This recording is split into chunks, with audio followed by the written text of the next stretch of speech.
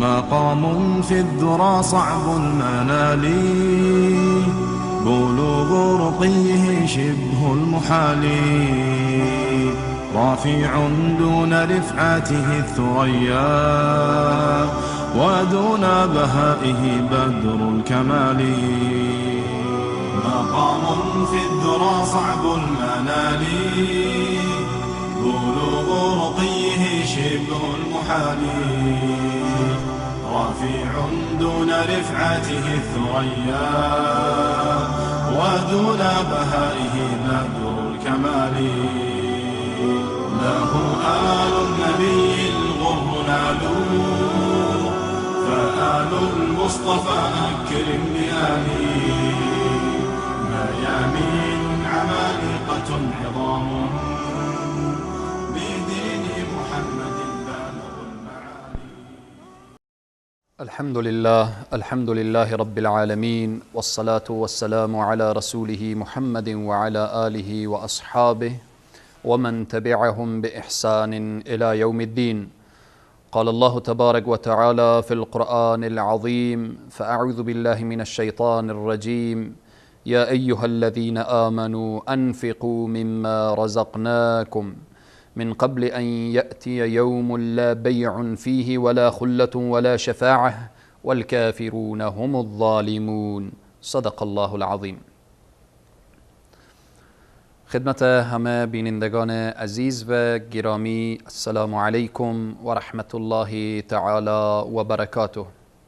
همه شما بزرگواران را در این برنامه الگوهای هدایت خوش آمدید میگویم.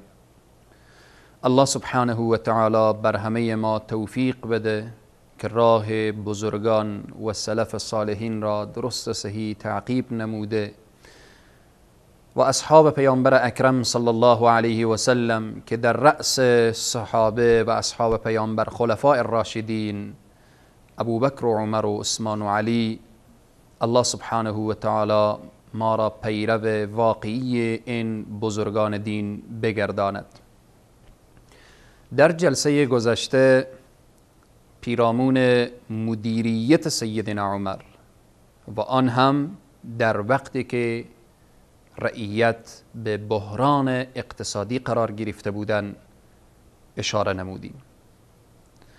حالا صحبت ما پیرامون منابع و یا اینکه درآمد مالی دولت سیدنا عمر چی بود؟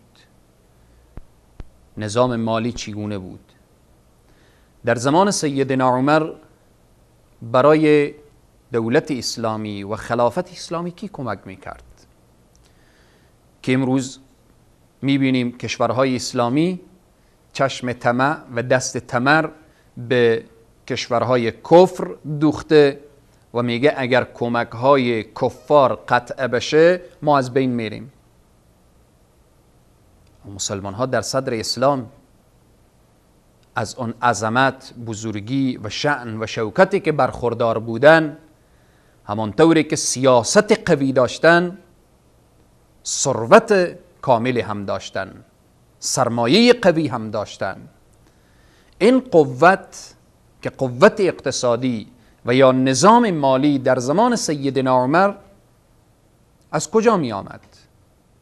حکومت اسلامی چگونه خود را تمویل می کرد و چگونه مشکلات اقتصادی خود را حل می کرد؟ نگاه مسلمانان در دوران خلافت راشده، حتی در زمان پیامبر اکرم صلی الله علیه و سلم و بعد در زمان خلفاء الراشدین، به مال و ثروت و سرمایه نگاه مالکانه نبود. خود را مالک این سرمایه نمی دانستند، بلکه ثروت را از خدا می دانستند و انسان را متصرف موقت در آن. مالک حقیقی کی بود و کیست؟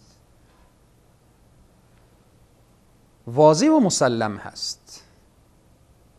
مالک حقیقی خداست. وقتی این مالی که ما به دست داریم میگیم مال من، سرمایه من، این خانه من، این زندگی من. فقط تو انسان یک متصرف و یا یک مالک موقت چند روزه. در حقیقت مالک هر شی خداست. این امانت چند روزی نزد ماست. تو انسان که میگی این موتر از من هست، وقتی فوت کنی موتر از تو نیست، از ورثه هست. این خانه از من هست، مجردی که فوت کنی از تو نیست، از ورثه هست. این بیلدینگ و این زمین ها و این شرکت و این فلان و فلان و فلان و فلان، اینها از من هست. به مجردی که انسان قبض روح بشه و ملک الموت به بالین او بنشینه، اینها از او نیست. هیچ کس را تا حال ندیدیم که با خود سرمایه خود را در قبر برده باشه. فقط انسان با اعمال خود. در دوران خلافت راشده و در زمان اصحاب پیامبر اکرم صلی الله علیه و سلم، در زمانی که به عنوان خیر القرون بود، مسلمان ها دنیار فقط یک وسیله می دانستن، نه هدف. رسیدن به دنیا هدف نیست. متاسفانه که امروز انسان ها دنیا را هدف قرار دادن. یعنی به دنیا برسید یک هدف هست. نخیر، چنین نیست. از زمانی که ما دنیا را هدف قرار دادیم، ذلت و خواری دامنگیر امت اسلامی شده. دنیا یک وسیله هست، وسیله‌ای که ما را به هدف برساند. اگر دنیای خوب، در قرآن دنیا خیر هم گفته شده.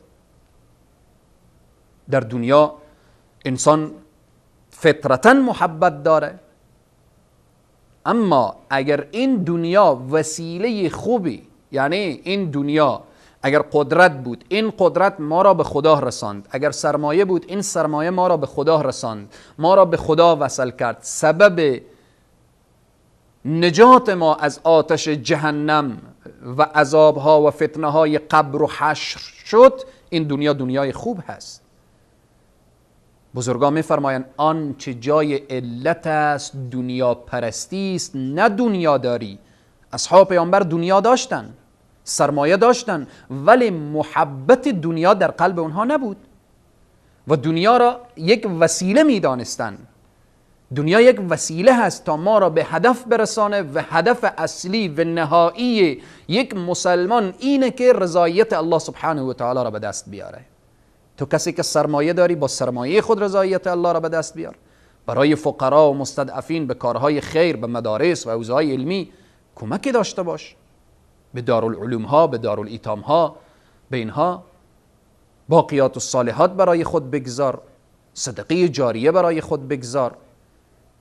مسلمان ها در صدر اسلام در زمان سیدنا عمر رضی الله تعالی عنه به مال و ثروت نگاه مالکانه نمی کردن که خود را مالک حقیقی این مال و ثروت بدانند، بلکه ثروت را از خدا می دانستن و انسان را متصرف موقت می گفتن، چون اصل دنیا را شناخته بودن، به دنیا پی برده بودن که این دنیا چیست، هدف از زندگی دنیا چیست، هدف از به دست آوردن دنیا چیست، به خاطر چی تلاش بکنیم. آیا تو مسلمان تا حال فکر کردی چرا دنبال دنیا میری؟ چقدر دنیا میخواهید؟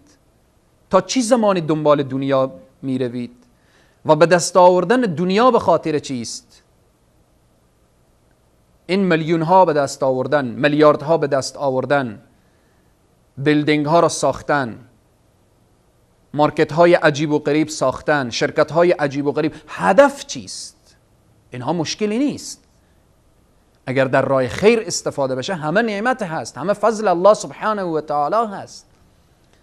اصحاب پیامبر اکرم صلی الله علیه و سلم این آیات قرآن را خوب می دانستند که الله سبحانه و تعالی می فرمایه آمنوا بالله و رسوله و انفقوا مما جعلكم مستخلفین فیه.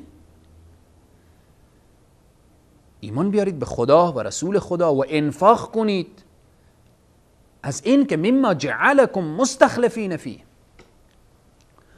الله سبحانه و تعالی این نعمت را داده برای شما به خاطر انفاق، به خاطر دست یک مظلوم را گرفتن. اصحاب پیامبر اکرم صلی الله علیه و سلم با تفسیر این آیات خوب آشنا بودن که یا ایها الذین آمنوا انفقوا مما رزقناکم من قبل ان یأتی یوم لا بیع فیه ولا خلة ولا شفاعه. الله اکبر. میدانستند که روزی در پیش روست که در آن روز نه بیع است، نه شراء است، نه شفاعت است برای کفار. در آن روز این مال و سرمایه هیچ به درد نمیخوره. در همین دنیاست که انسان میتواند آخرت خود را آباد کنه. اصحاب پیامبر اکرم صلی الله علیه و سلم، مسلمان ها در صدر اسلام در دوران خلافت راشده با این آیات خوب آشنا بودن. و آتوا المال علی حبی ذوی القربى والیتامی والمساکین. بدهید از این مالی که دوست دارید، به ذوی القربى بدهید، برای یتام بدهید، برای مساکین بدهید، برای مستضعفان بدهید، برای این که پریشان هستند. پس وقتی که در صدر اسلام در دوران خلفاء الراشدین، در دوران سیدنا عمر، مسلمان ها خوب میدانستند که این دنیا هدف نیست، این سرمایه هدف نیست و این ثروت هدف نیست، یک وسیله هست.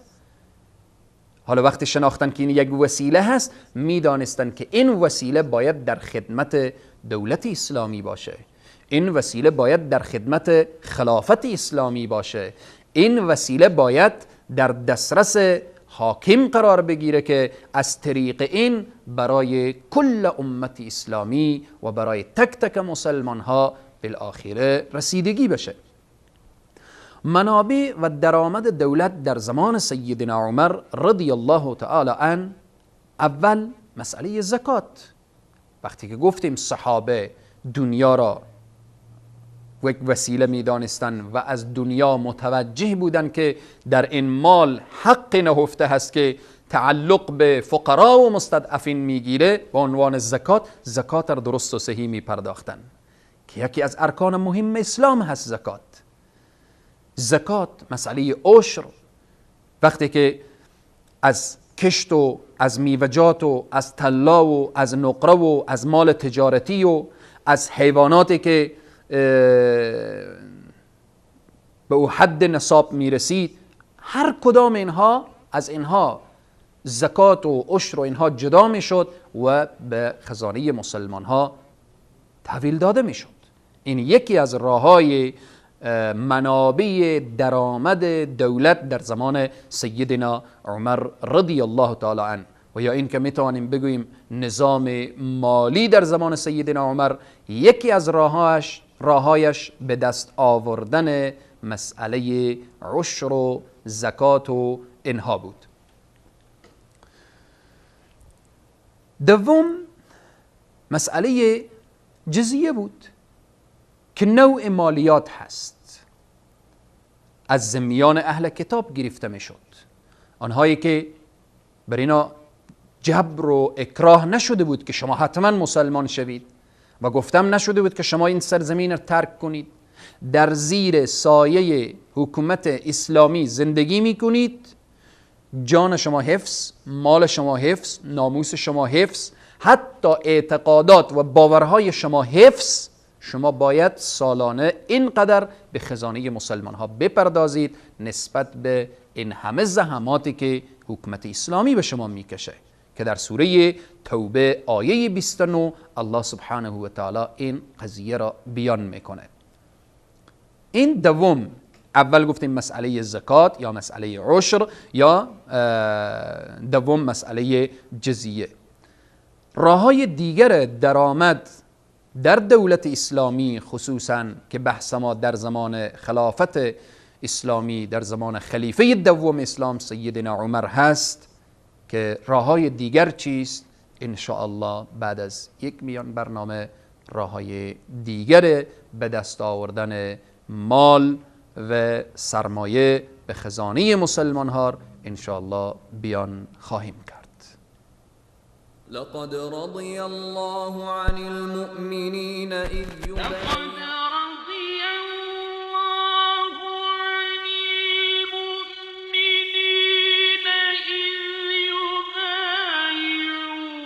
لقد رضي الله عن المؤمنين إذ يبايعونك تحت الشجرة فعلم ما في قلوبهم فأنزل السكينة عليهم وأثابهم فتحا قريبا. به یقین الله از مؤمنان که در زیر درخت با تو بیعت کردند راضی شده است. او از آنچه در دلهایشان میگذشت آگاه بود، پس آرامش را بر آنان نازل کرد و پیروزی نزدیکی به آنان پاداش داد. مجددا السلام علیکم و رحمت الله و برکاته. منابع درآمد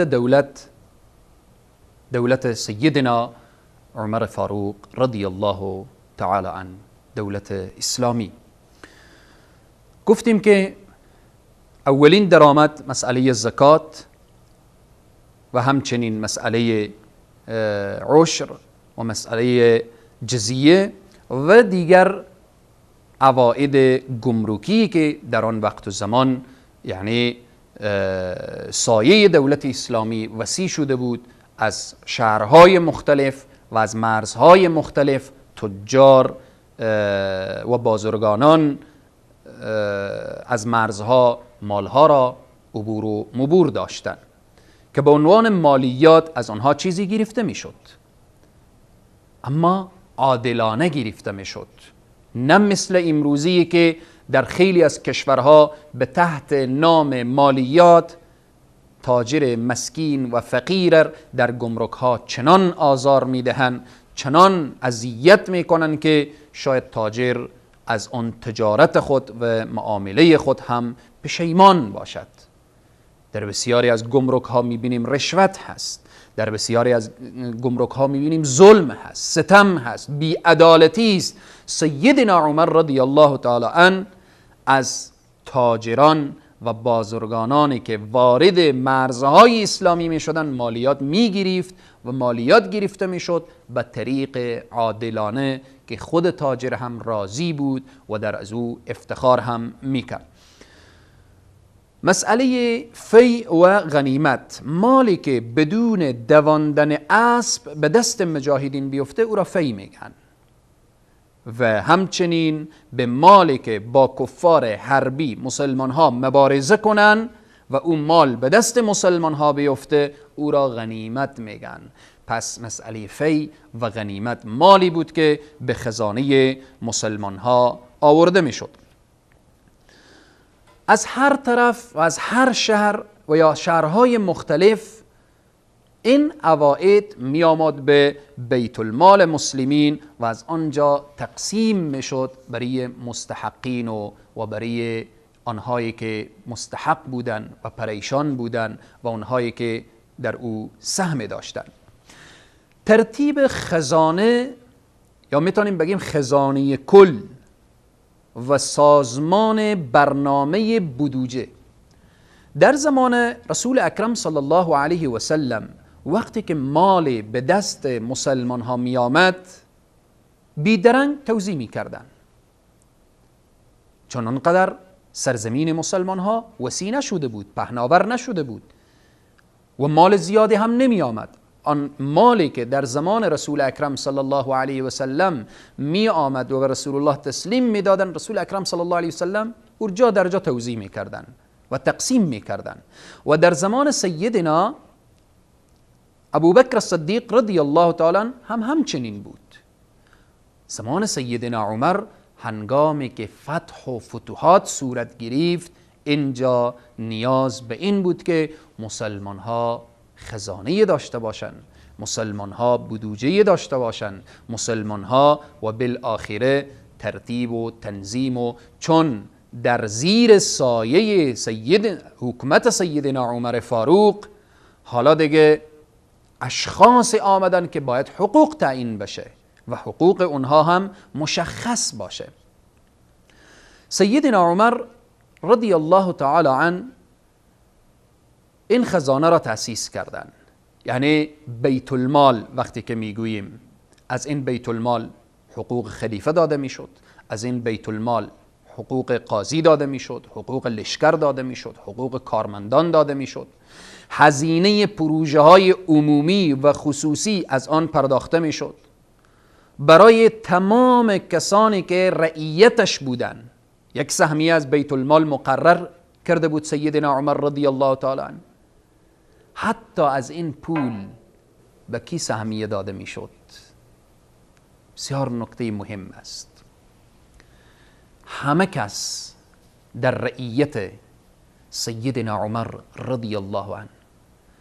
سیدنا عمر رضی الله تعالی عنه حتی برای نوزادان، برای اطفال شیرخوار از این مال بیت المال و از این خزانه سهمیه مقرر کرده بود.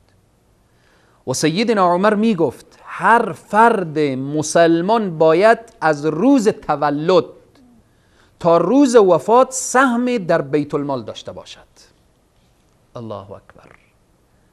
امروز در دنیا میگن در فلان کشور و در کشورهای اروپایی حقوق بشر هست، حقوق اطفال هست، حقوق فلان هست، حقوق فلان هست. این خلیفه مسلمین هست، این فاروق اعظم هست، این کسی است که در دنیا هنگامی که بحث از عدل و عدالت به میان میآید ناخودآگاه نام سیدنا عمر بر زبان جاری می شود. بخواهی و نخواهی هر جا صحبت از حتی دوست و دشمن وقتی بخواه بحث از عدل و عدالت به میان بیاره بدون اینکه بخواهد از حضرت عمر ذکر بکنه ناخودآگاه به زبانش میآید. سیدنا عمر میگوید هر فرد مسلمان باید از روز تولد، روزی که به دنیا میآید تا روزی که از دنیا میره باید سهمی از این بیت المال داشته باشه. و دیگر این که سیدنا عمر رضی الله عنه میگفت والله قسم اگر زنده بمانم کاری خواهم کرد که سهم چوپانی که در کوههای صنعا گوسفند میچراند در همان جا سهم او به او برسد. الله اکبر. رحمت خدا باد بر تو ای عمر فاروق. رحمت خدا باد بر تو ای فاروق اعظم. رحمت پروردگار عالم بر تو باد ای تقویه کننده دین، ای عزت دهنده دین. رحمت خدا بر تو باد ای کسی که تا به قام قیامت درس عدل و عدالت را برای حاکمان و زعما آموخته اید. الله اکبر. غم چوپانی که در کوههای صنعا گوسفند میچراند سیدنا عمر به فکر او هم هست، فاروق اعظم به فکر او هم هست. مواردی که مربوط به پیشرفت اقتصادی دولت هست که سیدنا عمر رضی الله تعالی عنه نیاز شدید دید، نیاز مبرم دید. سیدنا عمر وقتی متوجه شد که حکومت اسلامی و دولت اسلامی وسیع شده، وقتی دید که فتوحاتی که فارس و روم دو ابرقدرت جهان آمده زیر سلطه حکومت اسلامی و دولت اسلامی، در اینجا بین مسلمان و غیر مسلمان معامله صورت میگیره، بیع و شرا صورت میگیره، حالا نیاز به یک پول واحد هست. در زمان سیدنا عمر ضرب سکه های اسلامی، سیدنا عمر رضی الله تعالی عنه کسی است که واحد پول اسلامی را تعیین کرد. در سال 18 هجری سیدنا عمر تأسیس واحد پول اسلامی، در برخی از آنها تحریر شده بود الحمدلله، در برخی آنها تحریر شده بود لا اله الا الله، و در گوشه آنها نام خلیفه یعنی عمر رضی الله عنه حک شده بود. و همچنین در زمان سیدنا عمر رضی الله تعالی عنه گفتیم که مواردی که مربوط به پیشرفت اقتصاد دولت اسلامی بود، واگذاری زمین ها را به مردم به خاطر آبادی و عمران. سیدنا عمر رضی الله تعالی عنه اعلان کرد ای مردم، هر کس زمین متروکه را آباد کند از آن اوست. الله اکبر.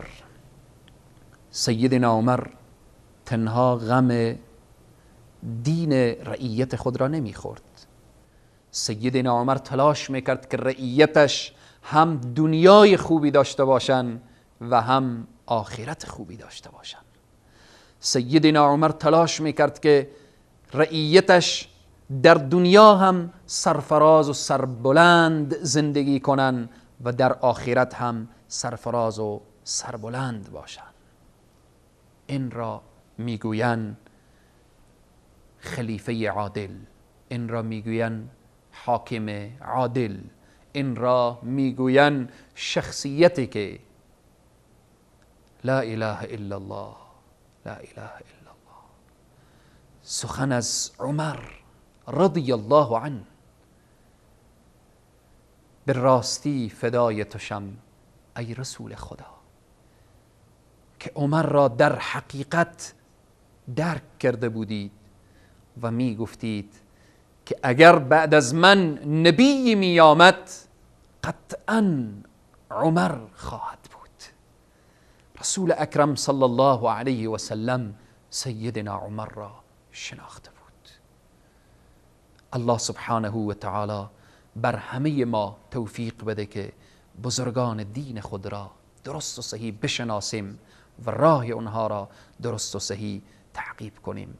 این بود به طور خلاصه و فشرده منابع درآمد مالی دوران خلافت سیدنا عمر و ترتیب خزانه کل و سازمان برنامه بودجه در زمان سیدنا عمر و همچنین ضرب سکه های اسلامی در زمان سیدنا عمر رضی الله تعالی عنه.